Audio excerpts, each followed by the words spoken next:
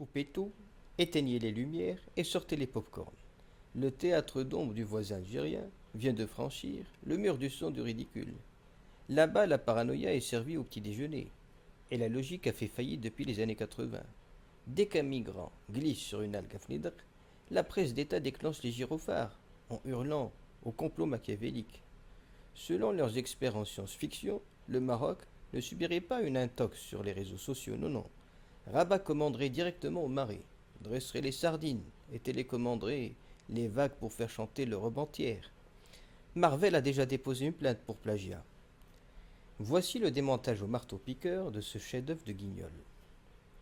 Sommet de l'absurdité, la théorie du coup montée de la fête du trône. Voir des jeunes déferler à la nage le jour exact où le royaume célèbre sa fête nationale et Tétouan, c'est le Mrezen qui a tout orchestré. On piaillait leur gazette en chœur. Et réfléchissez 2 secondes. Selon leur génie inégalé, le Maroc organiserait lui-même un chaos sécuritaire sous les projecteurs de la planète à 30 km du palais royal, juste pour ruiner sa propre fête. Dans la catégorie masochisme institutionnel, même la psychiatrie n'a pas encore de mots pour ça. Deuxième numéro de cirque, le poisson d'avril de TikTok. L'origine du déferlement, une banale décision de la justice espagnole concernant un ressortissant algérien repêché en 2024. Il a suffi que des réseaux de passeurs traduisent le texte de travers sur TikTok pour faire croire qu'on distribuait des mojitos et des régularisations gratuites à l'arrivée. Des milliers de gamins sautent à l'eau, piégés par une arnaque virale. Mais pour la presse d'Alger, pas question d'incriminer les passeurs, c'était forcément une division de dauphins marins télécommandée par Rabat.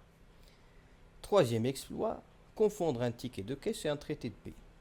L'Algérie réouvre discrètement son commerce avec l'Espagne pour éviter que sa propre économie ne meure étouffée sous son propre boycott. Et voilà les journaux locaux qui entonnent l'hymne national à tue-tête écrit à la capitulation de Pedro Sanchez. Pour les amnésiques, l'Espagne soutient toujours noir sur blanc le plan d'autonomie pour le Sahara marocain. Madrid est juste repassé acheter son gaz. Confondre une facture d'électricité avec une victoire diplomatique, c'est l'art de prendre un récépissé de supermarché pour une médaille d'or. Et pour finir, le spectacle en beauté.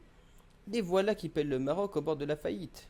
Entre l'inauguration d'une gigafactory, l'extension des ports mondiaux et les chantiers du Mondial 2030, certes, le pays a encore des chantiers immenses à mener pour perfectionner son système de santé, moderniser ses écoles et offrir à toute sa jeunesse les perspectives qu'elle mérite.